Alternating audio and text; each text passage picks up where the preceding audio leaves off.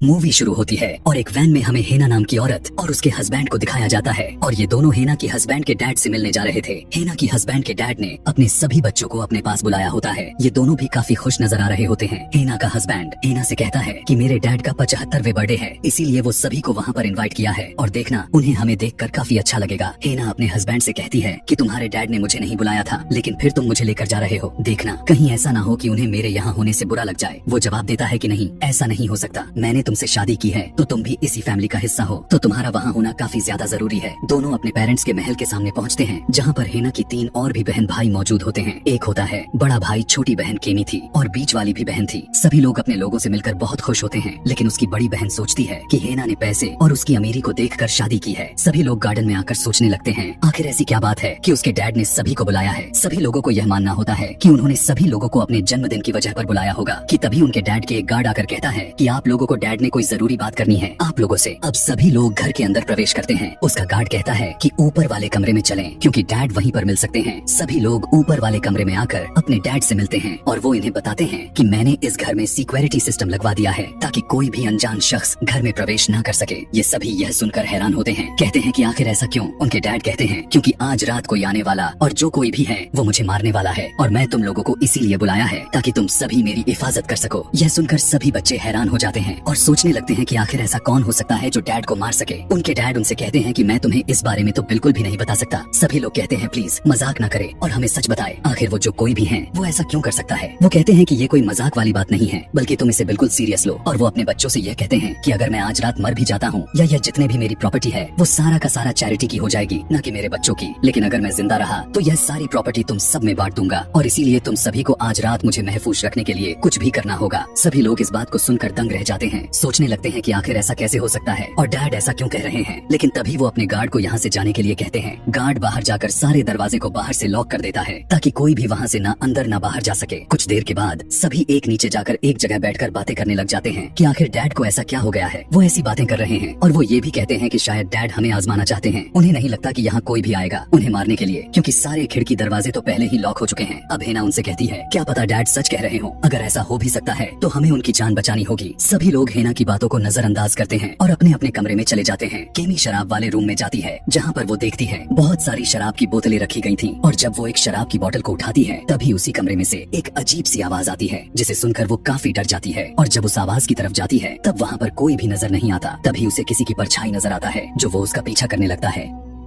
और जब वो उस कमरे से बाहर निकलने की कोशिश करती है तब दरवाजा बाहर से लॉक होता है। लेकिन तभी उसका भाई वहाँ पर दरवाजे को खोलकर उससे पूछता है कि तुम अंदर क्या कर रही थी। केमी उसे बताते हैं कि उसे नीचे किसी की होने का एहसास हुआ है, लेकिन उसका भाई कहता है कि नहीं, नीचे कोई भी नहीं हो सकता। हेना का हस्बैंड उसे लेकर अपने डैड के पास आया। तब उसके डैड कहते हैं मुझे खुशी है कि हेना यहाँ पर आई है, लेकिन मैं उसे अभी अपनी फैमिली का हिस्सा नहीं मानता, इसीलिए मैं तुम्हें मना किया था कि हेना को तुम यहाँ पर न लाओ। लेकिन वो कहता है कि हम दोनों ने साथ में शादी की है तो हम कैसे इस फैमिली का हिस्सा नहीं हो सकते। केमी के भाई को दिखाया जाता है जब वो पूल खेल रहा था तब उसका शराब का गिलास अचानक से अपने आप ही गिर जाता है, जिसे देखकर वो हैरान रह जाता है। और जब वो पीछे मुड़कर देखता है कि उसकी पुल की सारी बॉल इकट्ठी हो चुकी होती है, ये देखकर वो फिर से हैरान रह जाता है। वो सोचता है कि आखिर यह मेरे साथ में क्या हो रहा है। तभी वहाँ पर उसकी दूसरी बहन आ जाती है और दोनों बातें करने लगे। अगले सीन में हम केमी को देखते हैं जो काफी बोर हो रही थी, तो वो स्विमिंग पूल में चली जाती है नहाने के लिए। लेकिन जब वो अपने मोबाइल का कैमरा ऑन करती है तब उसके पीछे कोई खड़ा हुआ नजर आता है और जब वो उसे देखने के लिए पीछे मुड़ती है तब वहाँ पर कोई भी नजर नहीं आता। वो डर कर आवाज लगाती है कि अगर जो भी है वो प्लीज बाहर आ जाए। लेकिन जब वो चेक करने गई तब वहाँ पर कोई भी नजर नहीं आता, जिसके बाद केमी स्विमिंग पूल में चली जाती है कि तभी अचानक से कोई पीछे आता है और उसे पकड़कर उसके सिर पर वार कर देता है, जिससे उसकी बहुत सारी खून निकलने लग जाता है और वो अनजान सी चीज केमी को स्विमिंग पूल में फेंक देती है और उसकी मौत हो जाती है। केमी के बहन भाई आपस में बात कर रहे थे कि आखिर उसके डैड ने ऐसा क्यों किया और उनकी क्या प्लानिंग है। लेकिन तभी वहाँ पर हेना का हस्बैंड आकर इन दोनों की बातों को सुन लेता है कि वो दोनों उसकी बीवी के बारे में गलत बातें कर रहे थे। अब उन्हें एहसास होता है कि केमी यहाँ पर नहीं है और जब वो नीचे गए तो उन्हें केमी की लाश मिलती है, जिसे देखकर वो एकदम से दंग रह जाते हैं और कहने लगते हैं कि आखिर यह किसका काम हो सकता है। केमी का भाई कहता है कि वो मेरी बहन है तो हम उसे बिल्कुल भी नहीं मार सकते और यहाँ हमारे सिवा कोई और भी नहीं है। और यह भी कहता है कि हमारे बीच ऐसी भी लड़की है जो हमारे फैमिली की नहीं है। यह सुनकर उसका भाई यानी हेना का हस्बैंड कहता है कि मैं ऐसी इल्जाम बिल्कुल भी बर्दाश्त नहीं कर सकता, क्योंकि वो हर वक्त मेरे साथ ही थी और वो केमी के साथ ऐसा हरगिज नहीं करेगी। ऐसा तो बिल्कुल नहीं हो सकता। इन दोनों का मानना था कि अगर घर की सारी दरवाजा बंद है तो यहाँ पर कोई भी नहीं आ सकता केमी को मारने के लिए, इसीलिए हमारा शक हेना पर था, तो शायद हेना ने ही उसे मारा होगा। अगले सीन में जब उसके डैड को पता चलता है कि उसकी छोटी बेटी की मौत हो चुकी है, तब वो नीचे आकर अपनी बेटी के लिए रोने लग जाते हैं और कहते हैं कि उसकी मौत बहुत ही बुरी हुई है। सभी बच्चे अपने डैड से पूछते हैं कि आखिर इसको मारने वाला कौन है, जिसके बाद डैड उन्हें बताते हैं कि असल में उनके घर में कोई आत्मा मौजूद है जिसने केमी को मारकर हमसे छीन लिया। मैंने उस शैतान से कुछ डील किया है जिस वजह से वो शैतान ऐसा कर रहा है। यह सुनकर हेना हैरान हो जाती है। सभी कहते हैं कि पूरी बात बताएं, लेकिन उनके डैड कहते हैं कि मुझे कुछ भी समझ में नहीं आ रहा है। लेकिन उसके डैड उन्हें पूरी बात नहीं बताते और कहते हैं कि मेरी बेटी तो अब मर गई, लेकिन अब मैं हेना को भी अपना वारिस मानूंगा और मैं अपनी प्रॉपर्टी में से हिस्सा देने के लिए तैयार हूँ। यह सुनकर केमी के दोनों भाई बहन काफी हैरान हो जाते हैं और कहने लगते हैं, डैड आखिर आप ऐसा कैसे कर सकते हैं। डैड कहते हैं, केमी की मौत के बाद किसी को तो प्रॉपर्टी मिलना ही चाहिए ना, इसीलिए अगर तुम्हें और भी ज्यादा अमीर होना है तो तुम्हें मुझे जिंदा रखना होगा। केमी का बड़ा भाई अपने डैड के ऑफिस से गन को ले लेता है अपनी सुरक्षा के लिए और कहता है कि जिस किसी ने भी मेरी बहन को मारा है मैं उसे जिंदा नहीं छोड़ने वाला। दोनों भाई बहन एक बार फिर से हेना पर इल्जाम लगाने लगते हैं और कहते हैं उसने ही केमी को मारा है। लेकिन हेना कहती है कि केमी के साथ मेरा रिश्ता काफी अच्छी थी और मैं उसे मारने का कैसे सोच सकती हूँ। तभी हेना और उसकी हस्बैंड नीचे जाते हैं, लेकिन वहाँ पर केमी की लाश नहीं होती है। यह देखकर वो हैरान हो जाते हैं और सोचने लग जाते हैं आखिर उसकी लाश कहाँ गायब हो गई। अब उन्हें लगने लगता है कि यहाँ पर जरूर कोई न कोई है जो उन्हें और यहाँ के सभी लोगों को जान से मार डालेगा। इसीलिए दोनों अब फैसला करते हैं कि अब यहाँ से निकलना होगा। दोनों दरवाजा तोड़ने की कोशिश करते हैं, लेकिन इससे कोई भी फायदा नहीं होता। जिसके बाद हेना का हस्बैंड उससे कहता है कि हम नीचे के रास्ते से निकल सकते हैं। तब वो नीचे जाने लगती है ताकि वो वहाँ से बाहर निकल सके। केमी की बहन उसकी पेंटिंग की तरफ देखती है जो उसे घूर रही थी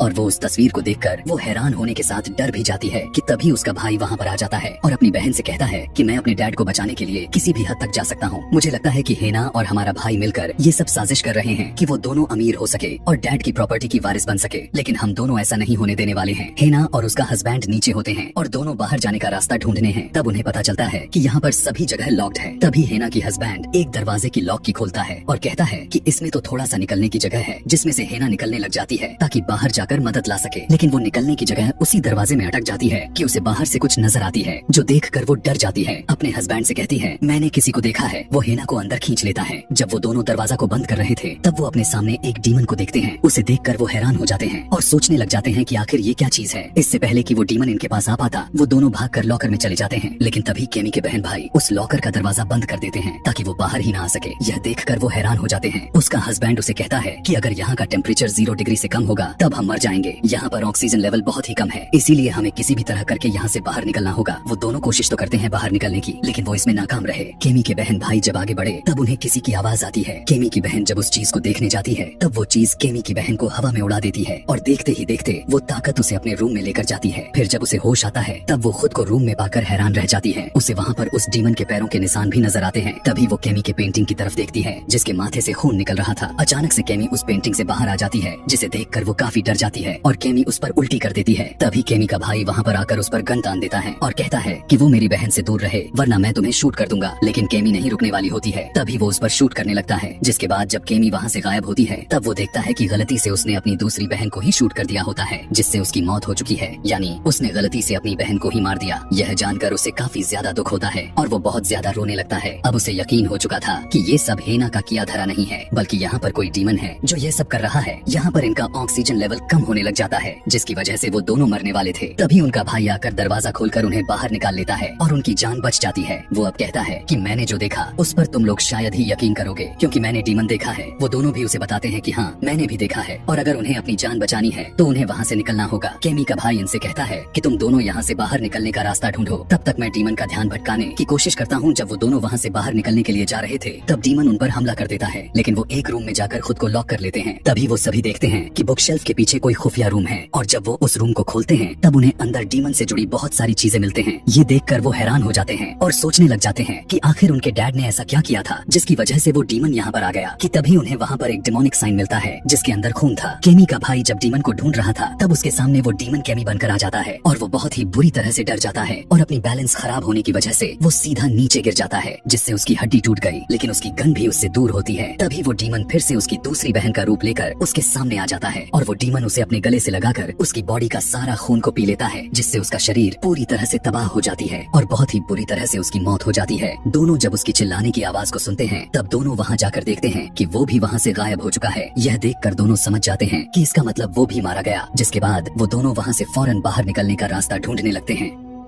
जिसके बाद अपने डैड के रूम में चले जाते हैं। वो दोनों डैड से पूछते हैं आखिर आपने ऐसा क्या किया है जिसकी वजह से उसकी सारे बहन भाई मारे गए। वो उन्हें बताते हैं कि इस घर में एक डीमन है जिसके साथ मैं किसी खास मकसद के लिए एक डील की है। दरअसल मैं अपने सारे बच्चों को उसके सामने कुर्बान कर दूंगा ताकि मैं इमॉर्टल अमर बन सकूं और कुछ टाइम और जी सकूं, क्योंकि मैं अमर बनने के बाद अभी लंबे टाइम तक जिंदा रह सकता हूँ। मैं मरना बिल्कुल भी नहीं चाहता। मैं 75 साल का हो चुका हूँ और मुझे मरना मंजूर नहीं। और मुझे जिंदा रहने के लिए मैंने उस डीमन से अपने सारे ब्लड लाइन यानी अपने बच्चों का यानी अपने नस्लों का सेक्रीफाइस दे दिया, यानी उनकी कुर्बानी। मतलब उसने अपनी बच्चों की आत्मा को डीमन को बेच दिया था और यही वजह होता है कि वो डीमन उसके सभी बच्चों को एक एक करके मार रहा था। यह कहने के बाद वो एक गन को उठाता है और अपने बेटे यानी कि हेना के हस्बैंड को शूट कर देता है, जिससे वहाँ पर उसकी मौत हो जाती है। यह देखकर हेना बहुत ही ज्यादा डर जाती है और पूरी तरह से टूट जाती है। तब उनका डैड हेना को मारने जाता है। वो उससे कहता है कि देखा जाए तो तुम मेरी फैमिली की नहीं हो, लेकिन फिर भी तुम्हें मारना ही पड़ेगा। वो उसे भी शूट कर देता है। गोली हेना के हाथ में लगती है जिसकी वजह से वो जख्मी हो जाती है। हेना अपनी जान बचाने के लिए वहाँ से भागकर एक घर में छुप जाती है। जब उनका डैड हेना को ढूंढ रहा था तब वो हेना के सामने रिवील करता है कि असल में नाटक कर रहा था कि मैं तुम्हें अपनी फैमिली का हिस्सा मानता हूँ, लेकिन मैं तुम्हें कभी भी अपनी फैमिली नहीं बना सकता। और मैंने अपने बेटे को बोला भी था कि तुम उसके लायक नहीं हो, लेकिन उसने मेरी बात नहीं मानी और तुमसे शादी कर ली, जिससे मुझे बहुत ही बुरा लगा। तभी हेना को वहाँ पर एक गन मिल जाती है जिसे उठाकर वो उसके डैड को शूट कर देती है कि तभी एक बड़ी सी चीज उसके ऊपर गिर गया जिसके नीचे वो फंस जाता है। हेना उसे बताती है कि असल में मैं और तुम्हारा बेटा एक बर्थडे गिफ्ट लेकर आए थे, लेकिन हम दोनों ने वो गिफ्ट अभी तक तुम्हें दिखाया नहीं। लेकिन अब जब तुम अपनी आखिरी सांस लेने वाले हो तो अब मैं तुम्हें वो गिफ्ट दिखाना चाहती हूँ। वो उसे गिफ्ट दिखाती है जिसके अंदर एक अल्ट्रासाउंड की तस्वीर होती है। वो बताती है असल में मैं माँ बनने वाली हूँ और ये बच्चा आपके बेटे का है, यानी कि आपका पोता, मतलब कि ये भी आपका ब्लड लाइन ही है। और यहाँ पर तुम अपनी फैमिली के आखिरी मेंबर नहीं हो, बल्कि यह बच्चा है। और अब तुम्हें जिंदा रहने का हक नहीं है, बल्कि मेरे पेट में पल रहे बच्चे का है, जो कि तुम्हारे प्रॉपर्टी का मालिक भी बनेगा। मतलब कि इस डील के हिसाब से हेना के पेट में जो बच्चा है वही इमॉर्टल होगा, क्योंकि उनका बाप मरने वाला है। इस बात को सुनकर हैरान और परेशान हो जाता है, पर डीमन भी यह सब सुन रहा था। वो डीमन उसके पास आता है और उस बूढ़े आदमी को काट कर खा जाता है, जिससे उसकी भी मौत हो जाती है। उसके बाद हेना वहाँ से बाहर निकल जाती है और अपने हस्बैंड की तस्वीर देखकर उसे याद करने लगी और रोने लग जाती है। कुछ देर के बाद सुबह हो गई। बूढ़े आदमी का सिक्योरिटी गार्ड अपने मालिक का इंतजार से कर रहा था। जब दरवाजा खुला तब वो देखता है कि दरवाजे बाहर उसका मालिक नहीं बल्कि हेना यानी उसकी बहू निकली है, जिनकी पेट में उनका आखिरी वारिस पल रहा है। इसका मतलब उन सारी प्रॉपर्टी के मालिक और कोई नहीं बल्कि हेना हो जाती है। अब सारी जायदाद की मालकिन बनने के बाद वो गाड़ी में बैठकर वहाँ से निकल जाती है, लेकिन वो अपने हस्बैंड को खोकर रो रही होती है और उसे बहुत दुख होता है। और इसी के साथ यह कहानी यहीं पर समाप्त हो जाती है। Thanks for watching.